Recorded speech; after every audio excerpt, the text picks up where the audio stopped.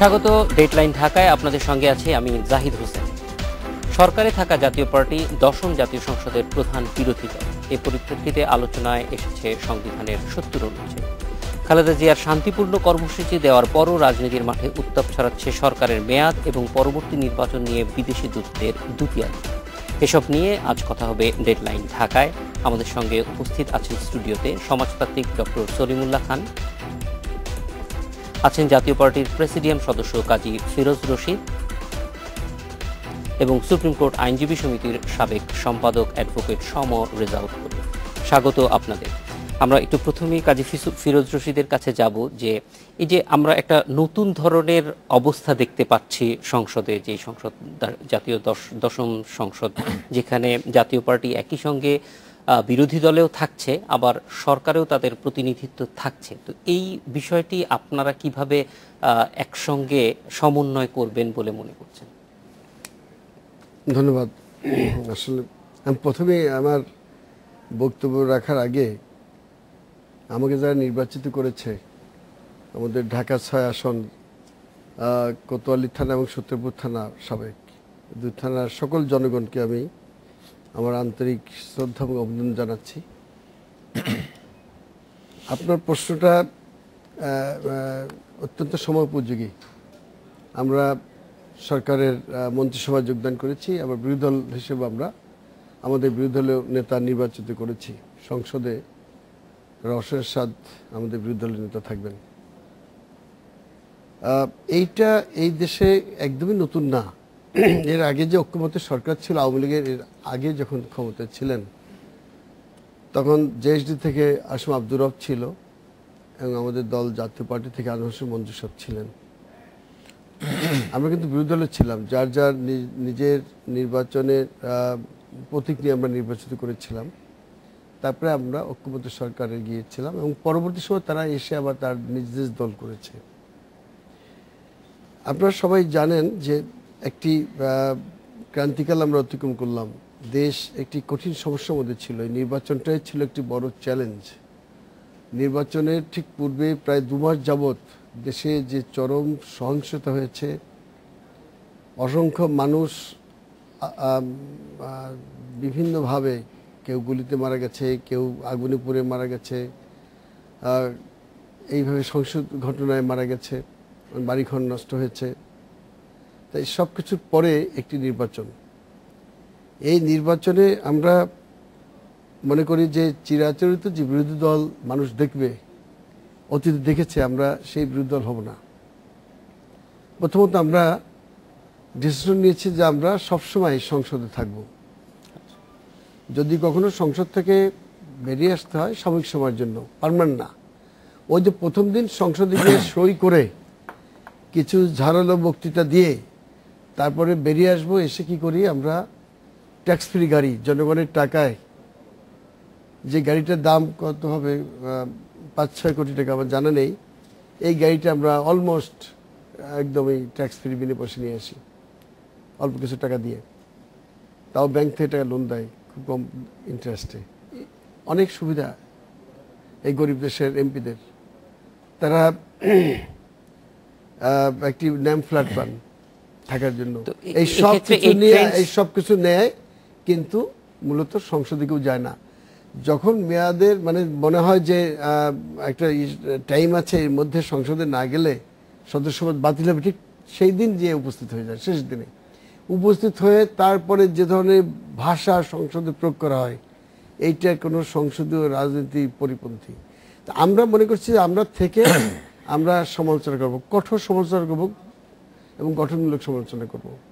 সরকারের প্রত্যেকটি দুর্বলতা আমরা তুলে ধরবো। কিন্তু একই সঙ্গে সরকারের অংশ হিসেবে এই সমালোচনা কতটুকু গ্রহণযোগ্য হবে? না, গ্রহণযোগ্য হবে। আমরা যখন বলবো কেন গ্রহণযোগ্য হবে না? আমি এর আগে বিরোধী দল যা বলছে তার থেকে যদি ভালো পারফরমেন্স করতে পারি, তা জনগণ তখন দেখবে। এইটা আমাদের কাছে এই মুহূর্তে হয়তো নতুন মনে হবে, কিন্তু আমি আশা করি একটি সংসদ শুরু হলেই জনগণের এই সব যে এইটা আছে, একটা ধারণা আছে, কেটে যাবে যে বিরোধী দল বিরোধী দলে হলেই যে সরকারকে আমরা শত্রু মনে করবো তা না, আমার প্রতিপক্ষ। কিন্তু তাকে আমি শত্রু মনে করবো, প্রতি পদে পদে তাকে আমি পায়ে পাড়া দিয়ে ঝগড়া করবো, সরকার আমাকে ওইভাবে ট্রিট করবে, এটা ঠিক না। দেখেন, বিদেশি কোনো অতিথি এলে কিন্তু আমাদের বিরোধী দলের নেতা এবং সরকার দলের নেতা কখনো এক হয়ে তাকে অভ্যর্থনা জানে না, কিন্তু বিদেশে আছে।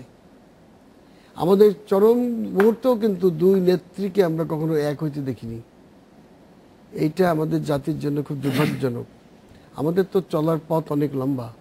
এখানে যদি আমরা একে অপরকে সহযোগিতা করি, নির্বাচন 5 বছর পরে হবে, এই নির্বাচনের প্রাককালে আমরা যার যার ইস্যু নিয়ে ইলেকশন করলাম, কিন্তু ভালো কাজগুলোকে যদি আমরা সহযোগিতা করি তো অনেক দূর দেশ এগিয়ে যাবে। দেশটা তো কোনো দলের না, 16 কোটি মানুষের দেশ। এই দেশটা যদি পিছিয়ে পড়ে তা কেউ তো ভালো থাকবে না।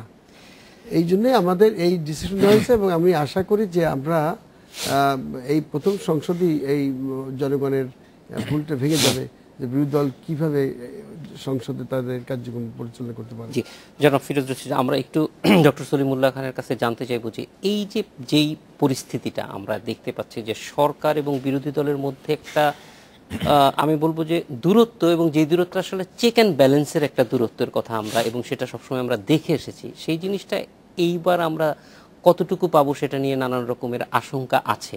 তো এই বিষয়টি আপনি কিভাবে দেখছেন, এবং এটার আসলে মানুষের প্রত্যাশাই বা কতটুকু পূরণ হবে, যেটি জাতীয় পর্যায়ে ভাবছে সেটা? না, কাজী ফিরোজ রশিদ সাহেব বললেন যে এটা অভূতপূর্ব নয়। এই ধরনের উদাহরণ আগেও ছিল, সপ্তম সংসদেও ছিল, যেখানে অন্য দলের সদস্যদের, সংসদ সদস্যদের সরকারি দলে মন্ত্রী হিসেবে নেওয়া হয়েছে তাদের মন্ত্রিসভায়। সুতরাং সেটার একটা উদাহরণ আছে, তা থেকে আমরা কিছুটা উদাহরণ নিতে পারি।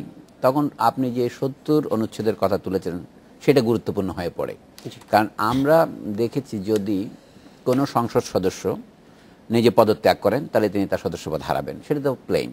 আর তিনি যদি তার নিজের দলের বিরুদ্ধে ভোট দেন, প্রশ্নটা ভোটের ক্ষেত্রে, তাহলেও তিনি তার সদস্যপদ হারাবেন। এখানে প্রশ্ন আছে, এই বিধানটা বাংলাদেশের সংবিধানে আছে, এটা কিন্তু ভারতীয় সংবিধানেও আছে, কিন্তু এখানে ব্যাখ্যার ক্ষেত্রে কিছু কিছু পার্থক্য হতে পারে। যে দলের বিরুদ্ধে ভোট দিলে এটাকে ডিফেকশন ধরা হয়, অর্থাৎ আমি দল ত্যাগ করলাম। এখন যদি একটি বিরোধী দলের সদস্য সরকারের মন্ত্রিত্ব গ্রহণ করেন এবং তাতে যদি তার দলের সমর্থন থাকে, তাহলে তার দলের সদস্যপদ তিনি হারাবেন না। এই উদাহরণ আমরা সপ্তম পার্লামেন্টে দেখেছি, যে জাতীয় পার্টির সদস্য যারা সরকারে যোগ দিয়েছিলেন, আনোয়ার হোসেন মঞ্জু সাহেবের রেফারেন্স দিচ্ছেন, যে তার সদস্যপদ বাতিল হবে কিনা, এটা প্রশ্ন উঠেছিল। এই জন্য ভারতের সংবিধানে একটা গুরুত্বপূর্ণ বিধান আছে। এখানে ভারতের সংবিধানে যেসব ধারায় এটা আলোচনা আছে, 100 ধারা, 190 ধারা, এবং সেখানে 10ম তফসিল, 10ম শিডিউলে এই বিধানটা আছে যে যদি কোনো দল নির্বাচনের সময় তার একজন সদস্যকে নমিনেশন দিয়ে থাকেন এবং তিনি নির্বাচিত হন, তারপরে দল যদি সিদ্ধান্ত নেন তিনি আরেক দলের সাথে মার্চ করবেন, এক হয়ে যাবেন, তখন তার সদস্যপদের কি হবে? তার সদস্যপদের কিছুই হবে না, তিনি থাকবেন। কিন্তু সেই সময় যদি ওই দলের কোনো সদস্য এই মার্জারের সিদ্ধান্তের সাথে একমত না হন, তাহলে কি হবে? সেখানে ভারতীয় সংবিধানের রায় হচ্ছে তার সদস্যপদ তারপরেও থাকবে, অর্থাৎ তিনি আগের দল নিয়ে কন্টিনিউ করবেন। তার মানে এখানে ইংরেজিতে বলে ফ্লেক্সিবিলিটিটা আছে, সদস্যপদ হারানোটা চারটেখানি কথা নয়। সেই জন্য বলবো যে এখন যেহেতু গতবার সপ্তম সংসদে আমরা যেটা দেখেছি, জাতীয় পার্টির সদস্যরা তাদের সদস্যপদ হারাবেন না, যেহেতু তার দল তাকে অনুমতি দিয়েছেন যেতে। এরপরে দল যদি প্রত্যাহার করেন, তিনি যদি না করেন, একটা জটিলতা দেখা দিতে পারে। কিন্তু সে তখন বিএনপি দলেরও দুজনের প্রশ্নে এই কথা উঠেছিল, সেই ক্ষেত্রে আমাদের তাহলে কি হবে? সেখানে পার্টি তখন দাবি করছে যে তারা তাদের সদস্যপদ হারিয়েছে 70 ধারা অনুসারে। কাজেই আমাদের কিছু কিছু পূর্ব দৃষ্টান্ত আছে। আমি বলছি বর্তমানে তাহলে কি হবে? এই ক্ষেত্রে এটা কি ইউনিক বলা যেতে পারে এই অর্থে যে একই সাথে আমি সরকারেও যোগ দেব, আবার বিরোধী দলের ভূমিকা পালন করব। এইখানে কোনো রকমের কনফ্লিক্ট হবে কিনা? অবশ্যই হতে পারে, ভোটদানের ক্ষেত্রে হতে পারে, কিন্তু ভোটদানের বাইরে যদি মনে করেন, যদি উনি কাজী ফিরোজ রশিদ সাহেব বললেন যে সমালোচনা, কেন সরকারি দলের সদস্যরাও তো সরকারি দলের সিদ্ধান্তের সমালোচনা করতে পারতেন। সবসময় পার্লামেন্টের নিয়মে এটা আমরা দেখেছি অন্যান্য দেশের উদাহরণে। কিন্তু এখন যে ভোট দেওয়ার ক্ষেত্রে যখন হয় পার্টির সিদ্ধান্তের বিরুদ্ধে ভোট দিলে আমি আমার সদস্যপদ হারাবো, তাহলে আমি সমালোচনা করতে স্বাভাবিকভাবে উৎসাহিত হব না, এটা হচ্ছে সমস্যা। কিন্তু যেখানে ভোটদান নয়, ভোটের আগে বহু আলোচনা আছে, সেখানে যদি আপনি একটা ভিন্ন মত পোষণ করেন, তাহলে আপনি আপনার সদস্যপদ হারাবেন কেন? কাজে এখন গঠনমূলক সমালোচনা কথাটা একটা পোর্টম্যান্টো ওয়ার্ড, এটা হচ্ছে একটা সুটকেসের মতো, এর ভিতরে অনেক জিনিস আছে। গঠনমূলক বলতে কি বোঝায়, কোন অবস্থায় এটা গঠনমূলক হবে, কোন অবস্থায় গঠনমূলক হবে না, সেগুলো বাস্তব অবস্থার ভিত্তিতে সিদ্ধান্ত নিতে হবে। এখন আরেকটা কথা হচ্ছে, যদি কারো এই সদস্যপদ গেল কি গেল না সমালোচনার জন্য, এটা বিচার করবে কে? এক্ষেত্রে প্রশ্ন আছে, এটা কি ইলেকশন কমিশনের কাছে যাবে? আবার প্রশ্ন হচ্ছে ইলেকশন কমিশনের সিদ্ধান্ত কি চূড়ান্ত হবে? এগুলো ভারতেও কিছু বিধান আছে, আমাদের দেশেও কিছু বিধান আছে। শেষ পর্যন্ত প্রশ্ন হচ্ছে এটা কি সুপ্রিম কোর্টের এখতিয়ারে আসবে? হ্যাঁ, সুপ্রিম কোর্টের এখতিয়ারের বাইরে কিছুই নয়। যদি ইলেকশন কমিশনের কোনো সিদ্ধান্ত, যাকে বলে আমরা স্বাভাবিক ন্যায় বিচার, ন্যাচারাল জাস্টিসের বিরুদ্ধে যায়, সেখানে ইন্টারভেনশন হতে পারে। আমি সব মিলিয়ে বলবো এটা আমাদের জন্য উৎসাহব্যঞ্জক ব্যাপার। দেখার দরকার যে একই সাথে সরকারের দায়িত্ব পালন করে সরকারের আজ্ঞা বা সরকারের ইচ্ছা পূরণ করতে হবে মন্ত্রিসভার সদস্যদের, কারণ তারা তো প্রধানমন্ত্রীর কাছে দায়ী। আবার একই সাথে তিনি সংসদ সদস্য হিসেবে যদি বিরোধী দলের ভূমিকা পালন করেন, সেটা যতক্ষণ পর্যন্ত সিদ্ধান্তের জন্য ভোটে না যাচ্ছে ততক্ষণ পর্যন্ত আলোচনা করতেই পারেন। তারপরে ভোট দেওয়ার ক্ষেত্রে তার একটা অগ্নি পরীক্ষা হবে, সেটা দেখার ব্যাপার। কিন্তু এটা অসম্ভব নয়, কারণ আমরা অনেক সময় দেখেছি যুদ্ধের সময় জাতীয় সরকার অথবা আপৎকালীন সরকার গঠিত হয়, সেখানে তো সরকার এবং বিরোধী দল দুটো মিলেই কোয়ালিশন সরকার করে। এখন সমস্যা হচ্ছে আমাদের এই সরকার কোয়ালিশন সরকার, আমরা কথায় কথা বলি এটা ঐক্যমতের সরকার। ঐক্যমতের সরকারকে পার্লামেন্টারি ভাষায় কোয়ালিশন সরকার বলবেন কিনা? ধরেন তর্কের খাতিরে বললাম, আপনি বললেন কোয়ালিশন সরকার, তাহলে আর বিরোধী দল থাকে কোথায়? এই প্রশ্নটা থেকেই যাচ্ছে। তাদের বোঝা যাচ্ছে আমাদের এখানে একটা অস্পষ্টতা আছে, একটা কুয়াশা কুয়াশা ভাব আছে। জি, আমরা আসবো আপনার কাছে এই বিষয়টা নিয়ে। রেজাউল ভাই, আপনার কাছে একটু জানতে চাইবো যে এই যে ৭০ অনুচ্ছেদে ভোট দিতে না পারার যে অবস্থাটা, সেই অবস্থায় রেখে এই ঐক্যমতের সরকারই বলি আর যেভাবেই বলি, সেটা আসলে চর্চাটা কতটুকু বাধাহীন হবে, এই বিষয়টাই একটু জানতে চাইবো একটা ছোট্ট বিরতি নিয়ে এসে। দর্শক, একটা ছোট্ট বিরতিতে যাচ্ছি, ফিরছি একটু পরে।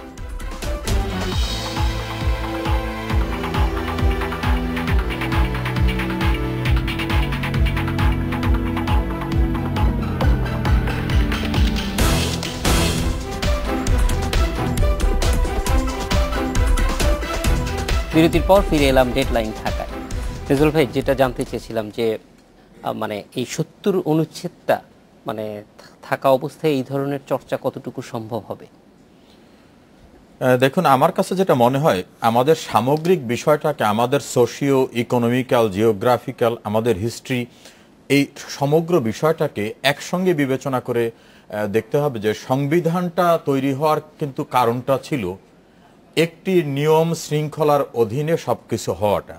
সংবিধানের ভিতরে কিন্তু সমস্ত আইনের চূড়ান্ত ব্যাখ্যা নাই, তাহলে সংবিধান কিন্তু নিচের থেকে মাথা পর্যন্ত হতো। এর ভিতর মৌলিক কথাগুলি আছে, সেইটার প্রেক্ষিতে অন্যান্য অনেক আইন প্রণীত হয়েছে। সংসদীয় সরকার ব্যবস্থার মূল যে কথাটা, সেটা হচ্ছে সকলের অংশগ্রহণের মধ্য দিয়ে সরকার ব্যবস্থা, জনপ্রতিনিধিত্বমূলক সরকার ব্যবস্থা। এটা কিন্তু রাষ্ট্রপতি শাসিত সরকার ব্যবস্থা নয়।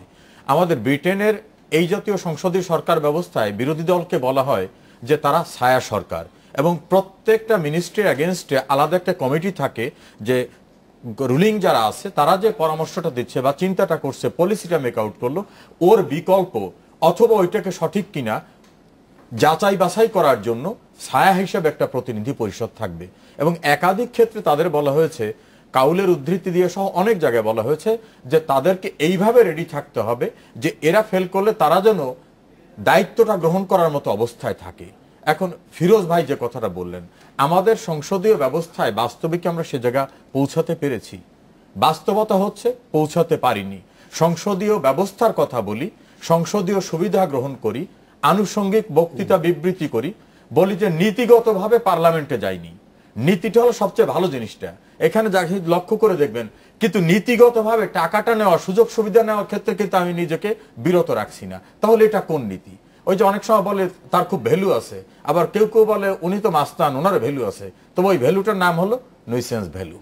এই জন্য নীতিগত শব্দটার অপব্যবহার করার যে জায়গাটা, এজ হলে আমি এই কারণে বললাম যে আমাদের সংসদকে যদি জনপ্রতিনিধিদের অংশগ্রহণের সংসদ না বলা হয়, আপনি লক্ষ্য করে দেখছেন টক শো, সেমিনার, সিম্পোজিয়ামে বলা হয় যারা ক্ষমতায় আসবে শুধুমাত্র তারা সবকিছু করে, অন্যরা যারা আসলেন তারা যে বিশাল সংখ্যক মানুষের ভোট নিয়ে আসলেন তাদের প্রতিনিধিত্বর কোনো গুরুত্ব দেওয়া হয় না।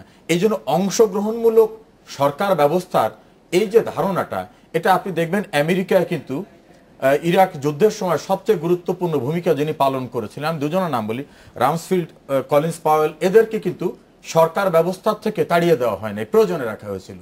দক্ষিণ আফ্রিকায় নেলসন ম্যান্ডেলা কিন্তু তার সবচেয়ে বড় প্রতিপক্ষকে তার সরকারে নিয়েছিলেন। টার্গেটটা কিন্তু ছিল তাদের প্রয়োজনে সরকারি ব্যবস্থা বা রাষ্ট্রের জন্য কিভাবে ভালো করে কাজ করা যায় সেইটা। কাজে এইখানে যে আমাদের সংবিধানে যে কথাটা বলা হয়েছে ভোটিং পাওয়ার, সেটাকে যদি আমি বলি, আজকে যারা সরকার অংশগ্রহণ করেছে তারা কিন্তু তাদের দলীয় সিদ্ধান্তে সরকারে অংশগ্রহণ করেছে, দলের সিদ্ধান্তের বাইরে এসে অংশগ্রহণ করার না। আর মন্ত্রী পরিষদে থাকা না থাকা কিন্তু একটা রুটিন ওয়ার্ক হতে পারে। যদি পলিসি ডিসিশন হয় জাতীয় পার্টির যে না আমরা গভর্নমেন্টের এই পলিসির সঙ্গে একমত না, তখন কিন্তু তিনি ভোট দিতে বাধ্য যদি না হন, তাহলে অবশ্যই তাকে তার পার্টিতে চলে যেতে হবে, মিনিস্ট্রি থেকে রিজাইন দিতে হবে। এখন বিষয়টা পলিসি। জাতীয় পার্টি এখন যে কথাটা বলছে, তারা বলছে যে আমরা প্রচলিত ধারার যে সংসদ বর্জনের বিরোধী দলীয় রাজনীতি এটা আমরা করব না। আমি দেখলাম তাদের পার্টির একজন সিনিয়র নেতা একটা স্টেটমেন্ট দিয়েছে পত্রিকায় যে আমরা কতদিন পার্লামেন্টে ছিলাম আর যাদেরকে অফিসিয়ালি বিরোধী দল বলা হতো তারা কতদিন পার্লামেন্টে ছিল। আমরা পার্লামেন্টে থাকার মধ্য দিয়ে সরকারের ক্রিটিসিজম করতে চাই। আপনি খেয়াল করে দেখবেন পার্লামেন্টে শেয়ার বাজার কেলেঙ্কারি নিয়ে শুধুমাত্র না, অনেকগুলো ঘটনা প্রবাহ নিয়ে, বিশেষ করে অন-11-এর যারা কুশীলব তাদের বিরুদ্ধে ব্যবস্থা নেওয়ার ক্ষেত্রে। রেজাল ভাই, কিন্তু আমি আলোচনা করতেছি, কিন্তু আলোচনাটা একটা পরিবর্তন আনার জন্য, সেই পরিবর্তন তো আমি পারতেছি না, কারণ সেটা তো আপনি বাধা দিয়ে দিচ্ছেন। না, বাধা না। এই ক্ষেত্রে আপনি ছোট্ট করে দেখেন যে অন-11-এর কুশীলবদের বিরুদ্ধে ব্যবস্থা নেওয়া কেন হচ্ছে না, এটা নিয়ে সরকারের বিরুদ্ধে সোচ্চার ভূমিকা কিন্তু সরকারি মন্ত্রী এমপিরা রেখেছিল। এখন যদি তারা কনভিন্স করতে পারে পার্টির মধ্যে, প্রফেসর সলিমুল্লাহ খান যেটা বলছিলেন যে পার্টির ভিতরে যদি ডেমোক্রেসিকে তারা ডেভেলপ করতে পারে, এস্টাবলিশ করতে পারে, তাহলে পার্টি তো কনভিন্স হয়ে বলবে যে না এই পলিসি থেকে আমাদের সরে আসা দরকার। ফলে আলোচনার মধ্য দিয়ে কিন্তু ডেভেলপমেন্টটা আনা সম্ভব, শুধু ভোট দেওয়ার মধ্য দিয়ে না। ধরুন একজন মানুষ, দুজন মানুষ ভোটই দিল তার পার্টির বিরুদ্ধে, তিনি কি কোনো ডিসিশন মেক আউট করতে পারবেন? ডেফিনেটলি না। কিন্তু তার উচ্চারণটা যদি যুক্তিসঙ্গত হয়, তার বক্তব্যটা যদি জনসাধারণের কাঙ্ক্ষিত অবস্থার প্রতিফলন হয়, তিনি যদি নীতির মানদণ্ডে তাকে গ্রহণ করা প্রয়োজন এটাকে বোঝাতে সক্ষম হন, তাহলে একটি ভোটের চেয়ে তার বক্তব্য কিন্তু অনেক বড় প্রভাব বিস্তার করে। সেই ক্ষেত্রে ভোট দেওয়ার যে ছোট্ট জায়গাটি, তার চেয়েও বড় ভূমিকা রাখার জায়গা গণতন্ত্রের সংসদীয় ব্যবস্থায় সরকারি দলের অভ্যন্তরে, সরকারি দলের বাইরে যারা আছে সকলের জন্য উন্মুক্ত আছে। নেই শুধু প্র্যাকটিসটা, সেই প্র্যাকটিসটায় যদি এগোতে আমরা পারি, তাহলে ওই ভোট দেওয়ার যে সংবিধানের 70 অনুচ্ছেদ, এটা বড় ধরনের বাধা হয়ে দাঁড়াবে বলে আমার মনে হয় না। ফিরোজ রশিদ, আপনার কি মনে হয় যে 70 আসলে বাধা না? এটা তো আমাদের মানসিকতা। আমাদের সামনে থাকে 70 অনুচ্ছেদ, আমি কিছু বলতে পারবো না, কিছু করতে পারবো না, শুধু আমরা তাকাই থাকি বিরোধী আমাদের সংসদ নেতার দিকে, উনি কিছু বলে টলে কিনা।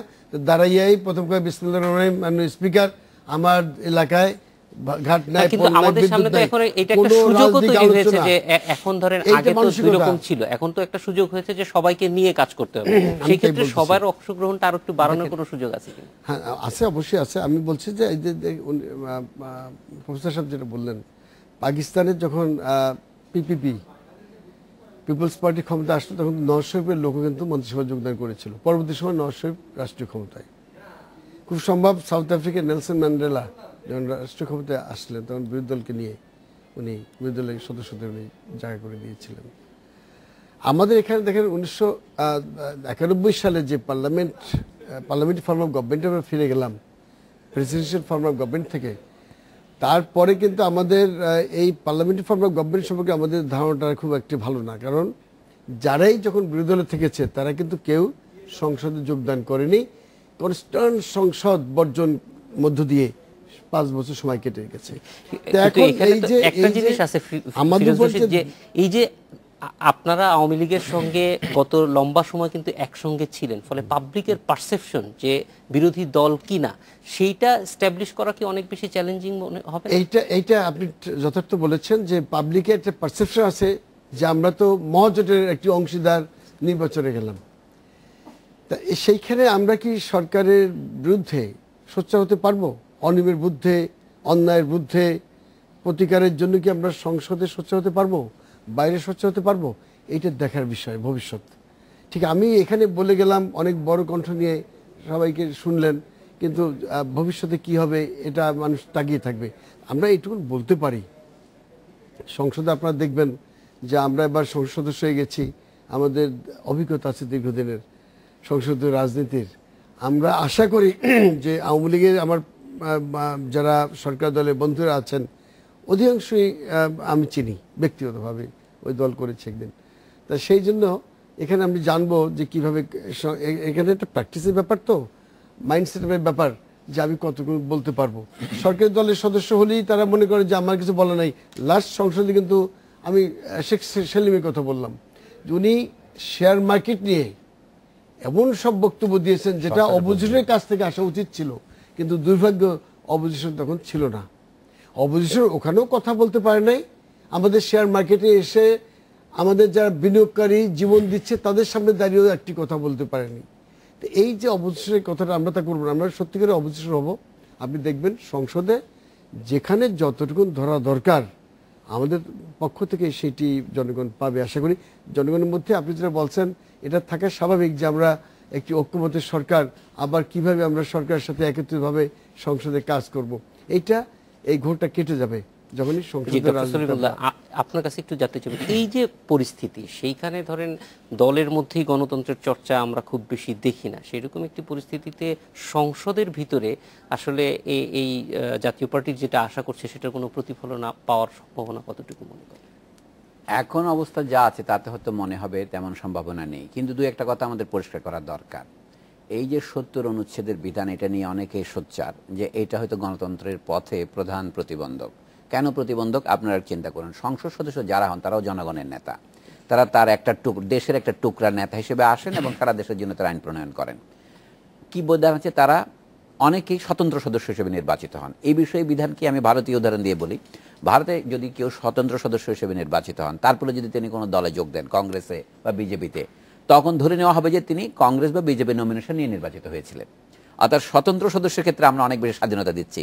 এখন কেউ যদি এক পার্টি থেকে নির্বাচিত হয়ে অন্য পার্টিতে চলে যান, যেটাকে আমরা আগে বলতাম হর্স ট্রেডিং, সেটা রোধ করার জন্য এই আইনটা করা হয়েছে। ধরেন এখন এতে আর কোনো প্রতিকার কি আছে? কোনো আইনের তো প্রতিকার থাকতে হবে, এখানে প্রতিকারটা আছে। যদি কেউ মনে করেন তার পার্টির সাথে সে একমত নয় গভীরভাবে, তখন তিনি ভোট দিতে পারেন পার্টির বিরুদ্ধে, গেলে তিনি সংসদ সদস্য পদে হারাবেন।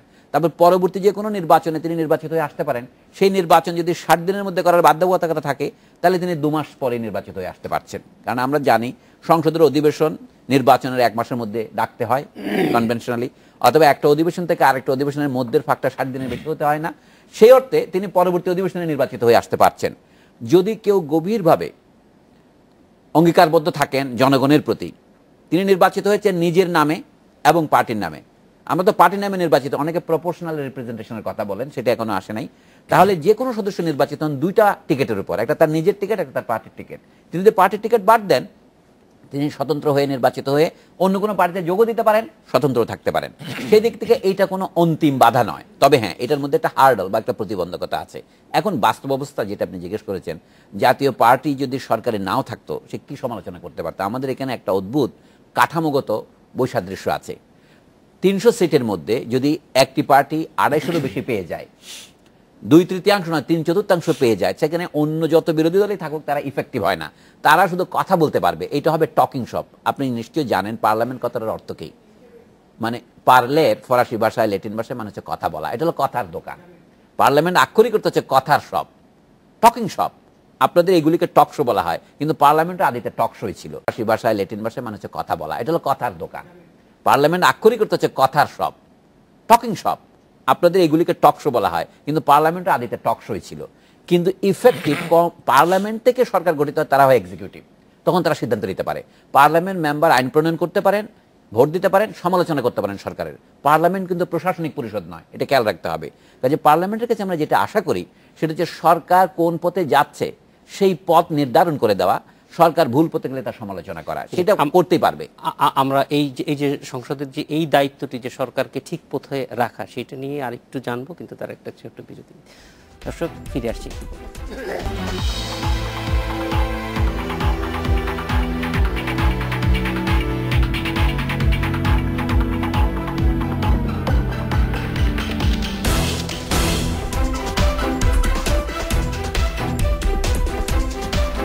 বিরতির পর ফিরে এলাম ডেডলাইন ঢাকায়। আমরা যেটি জানতে চাচ্ছিলাম ফিরোজ রশিদ আপনার কাছে, যে সংসদের মূল কাজ আমরা যেটা বলছি, ডক্টর সলিমুল্লাহ বলছেন যে সরকারকে দিক নির্দেশনা দেয়া, সেই কাজটি সংসদকে আমরা খুব বেশি করতে দেখিনি। এই ক্ষেত্রে আপনাদের চিন্তা কি? এটা আপনি সঠিক বলেছেন। সংসদের মূল কাজ হচ্ছে সরকারকে দিক নির্দেশনা দেওয়া এবং আইন প্রণয়ন করা। কিন্তু এই দুটো কাজের দিকে আমরা বেশি মনোনিবেশ করি না। দুর্ভাগ্যজনক হলেও সত্য যে সংসদ সদস্য হওয়ার পরেই আমরা সচিবালয়ের মুখী হই এবং এলাকার যত ওই আমার কনস্টিটিউয়েন্সিতে গম চাল থেকে কাবিখা থেকে শুরু করে উন্নয়নমূলক কাজ, ঠিকাদারি ব্যবসা এবং সব কিছুর নিয়ন্ত্রণ সে নিজে করতে চায়। এটা সংসদীয় রাজনীতির যে একটা বিরূপ প্রতিক্রিয়া সৃষ্টি হয়েছে। এখানে উপজেলা বিভিন্ন আমাদের লোকাল গভর্নমেন্ট যে ইগুলো আছে, এদেরকে যদি একটু শক্তিশালী করতে হয় তাহলে কিছু কাজ আপনারা কোনো উদ্যোগ নেবেন যাতে এই ধরনের সংসদে আমরা অবশ্যই উদ্যোগ নেব। আমাদের এটা আসছে, আমাদের তরফ থেকে আমরা বারবারই বলে আসছি যে নির্বাচন পদ্ধতির ব্যাপারেও আমাদের নিজস্ব একটি মতামত আছে, যে প্রাপ্ত ভোটের নিরিখে সমস্ত দল, কোনো ক্যান্ডিডেট নিজে দাঁড়াবে না, তার দলের ম্যানিফেস্টো যাবে, তার দলের সিম্বল যাবে, তার দলের প্রধানের বক্তব্য যাবে, তার ছেড়া যাবে, ওইটুকু আমি ক্যানভাস করে পারবো সারা দেশে। ভোট হবে, ভোটের প্রাপ্ত ভোট যেটা হবে সেইভাবে ওই কজন, যদি 3% ভোট কেউ পায় তাহলে সংসদে 9টা আসন সে পাবে। প্রাপ্ত ভোট যত ভোট পড়লো তার মধ্যে ওই পার্টি কত পার্সেন্ট ভোট পাইছে এইটার উপরে। তাহলে হবে কি এই হানাহানি মারামারি, এই যে শত কোটি টাকা নষ্ট হয়, অপচয় হয়, এইটা কিন্তু আর হবে না। তাতে হবে কি কোনো দল একদম বিমুখ হবে না, ওয়াশ আউট হবে না। কেউ 28টা সিট পায় আর কেউ 270টা আসন পাবে, এটা হবে না। সেই জন্য আমাদের দলের থেকে এইগুলো থাকবে। এবার সংসদে আমরা এইভাবে বিল আকারে আনবো ইনশাল্লাহ। যেহেতু সরকারি দল ওভারঅল মেজরিটি আছে, পাশ করা না করা তাদের দায়িত্ব। আরেকটি কথা দেখেন, সংসদের এই সমস্ত কমিটিগুলোকে খুব জোরালো করতে হবে। আমরা দেখি সংসদ সদস্যরা বিরোধী দল যারা থাকে সংসদে যোগদান করে না, কিন্তু সংসদীয় কমিটিতে যায়, বেতন ভাতা নেয়, বিদেশ সফর করতেছে। সংসদ সদস্যের হিসেবে যখনই তাদের কাছে কোনো আমন্ত্রণ আসে, সরকারি দল যেভাবে যায় বিরোধী দলও কিন্তু একটা পায়, তারা বিদেশ সফর করতেছে। সব কিছুতে তারা আছে, কিন্তু শুধুমাত্র সংসদে যাচ্ছে না। অর্থাৎ এলাকার জনগণের যে সুখ দুঃখের কথা, সমাজে কোথায় কি অসুবিধাগুলো আছে, এগুলো সংসদে তুলে ধরা দরকার। অবশ্যই তুলে ধরার পরে এটা একটা প্রতিকার হয়, কিন্তু এইটা সংসদ সদস্যরা করে না। এইগুলো কিন্তু আমরা করেছি যে আমরা বিরোধী দল হিসেবে এগুলো তুলে ধরবো। জি, রেজাউল ভাই, আমরা একটু জানতে চাইবো যে মানুষের কিন্তু আগ্রহ প্রচুর, এবং আমরা বেশ কিছুদিন যাবতই শুনছি যে এই সংসদের মেয়াদ কতদিন হবে, এটা 5 বছর হবে নাকি কম হবে। সেগুলি কি নির্ভর করবে আসলে সংসদের কার্যক্রমের উপরে? সেই ব্যাপারে কি মানুষের দৃষ্টি থাকবে, কতটুকু থাকবে মনে করেন? দেখুন, একটি বাস্তবতা সম্মত কথা যে দেখবেন বাংলা চলচ্চিত্রের মহানায়িকা সুচিত্রা সেনের মহাপ্রয়াণে দেখবেন যে জাতীয় একটি সাড়া পড়েছে, মানুষের যে শোক বিহ্বল, মানুষ তার প্রতি যে ভালোবাসা, এইটা একটা দিক। আর একটা দিক দেখবেন তিনি একটা দৃঢ়তা ধারণ করছিলেন যে আমি আমার নায়িকার যে গ্ল্যামারের জায়গার পরবর্তীতে আমি প্রকাশ্যে মানুষের কাছে আসবো না। ভারতের কেন্দ্রীয় সরকার তাকে একটা বড় পদক পুরস্কার দেওয়ার পরেও তিনি নিজে গিয়ে আনবেন না, এই দৃঢ়তার জায়গায় ধারণ করার ফলে তিনি সেই পুরস্কার নিলেন না, তবুও তার জায়গায় তিনি স্বকীয় অবস্থানে ছিলেন। এই কথাটা এই কারণে বললাম, আমাদের সমাজ ব্যবস্থায় নৈতিকতা মূল্যবোধের যে অবক্ষয়টা ঘটছে, সেটাকে যদি আমরা রোধ করতে না পারি, রাজনীতির নামে যে অপরাজনীতির সংস্কৃতিটা হয়েছে সেটার থেকে যদি আমরা ফিরে আসতে না পারি, তাহলে কিন্তু আজকে আওয়ামী লীগ আসুক ক্ষমতায়, বিএনপি আসুক, জাতীয় পার্টি আসুক, অন্য যারাই আসুক না কেন, মৌলিক পরিবর্তনের যে জায়গাটা সেটা সূচিত হবে না।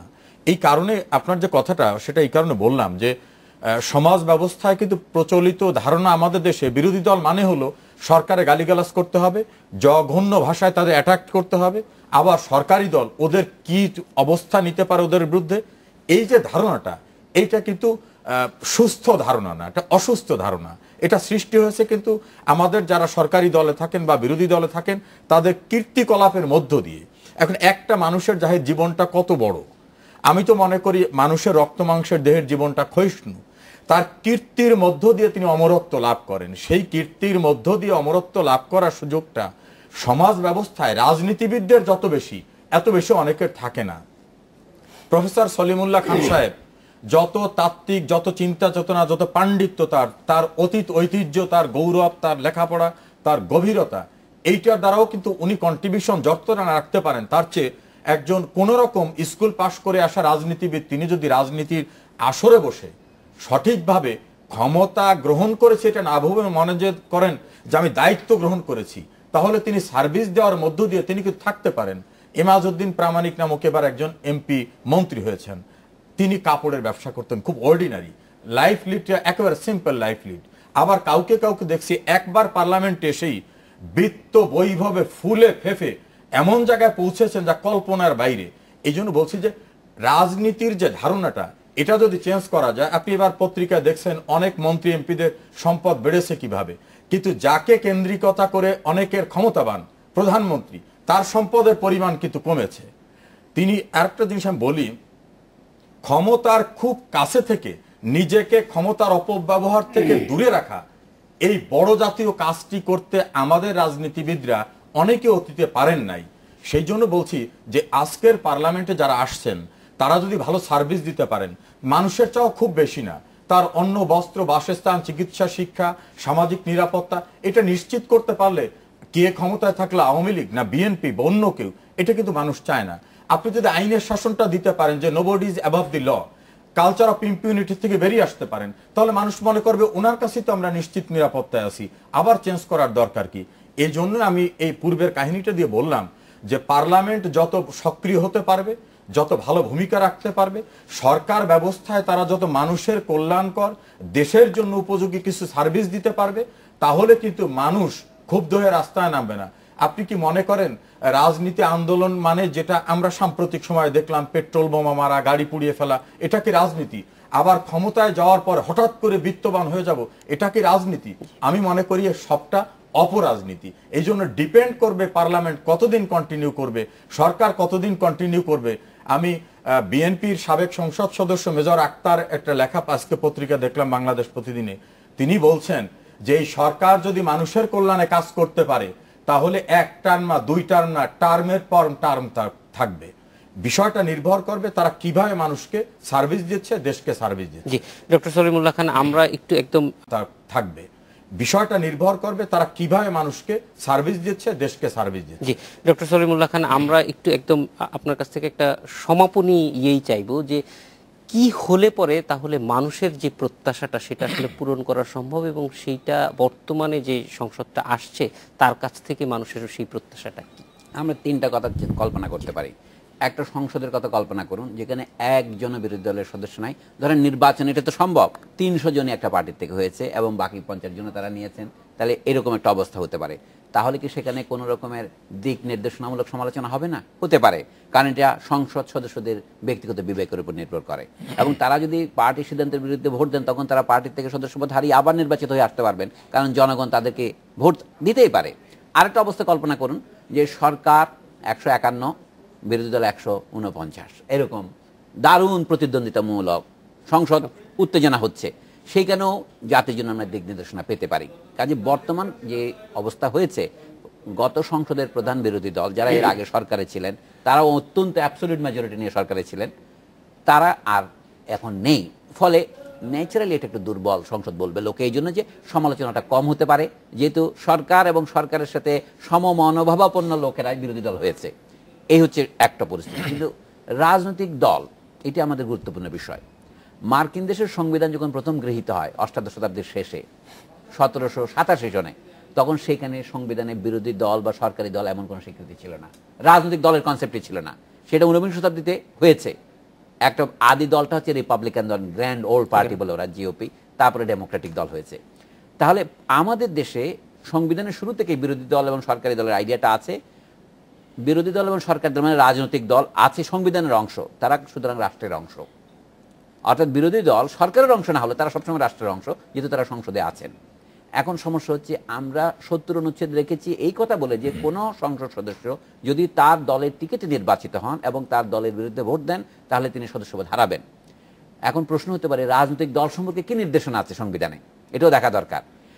রাজনৈতিক দলটা কিভাবে পরিচালিত হয়, কতটুকু গণতান্ত্রিকভাবে পরিচালিত হয়, তার নির্বাচনের টার্ম কত, তার সম্মেলন ঠিকভাবে হয় কিনা, এগুলির ব্যাপারে যদি আমরা কোনো সংশোধন না করি বা কোনো আইন না করি তাহলে 70 অনুচ্ছেদে একপেশে হয়ে যায়। 70 অনুচ্ছেদে ব্যক্তিগতভাবে একজন সদস্যের আচরণের উপর চাপ দেওয়া হয়েছে পার্টির তরফ থেকে, এখন সদস্যদের এবং জাতির স্বার্থের দিক থেকে পার্টির উপরে সেরকম একটা লিমিটেশন থাকা সম্ভব, সেটা আমাদের এখানে নেই। আমি জন্য একটা উদাহরণ দিয়ে বলি, মার্কিন দেশে আমরা সকলেই জানি সেখানে টার্ম লিমিটেশন আছে, প্রেসিডেন্ট দুবারের বেশি হতে পারবেন না। চীনে এটা ছিল না। 1949 সনে বিপ্লব হওয়ার পর 1954 সনে চীনের সংবিধান লেখা হয়, তখন সেখানে এমন কোনো লিমিটেশন ছিল না। এখন 1978-এর পরে, অর্থাৎ মাও জেদুং এবং জোউ এন লাইদের মৃত্যুর পরে তারা নতুন সংশোধনী নিয়েছে 1978-এ, 1982 এবং আরও পরে। সেগুলির সার কথা হচ্ছে এই, সেখানে রাষ্ট্রের যে সর্বোচ্চ পদগুলি, president, vice president, prime minister, deputy prime minister এবং বিভিন্ন কন্ট্রোল কমিশনের চেয়ারম্যান, এরা এই সর্বোচ্চ পদগুলিতে কেউ 2 টার্মের বেশি থাকতে পারবে না।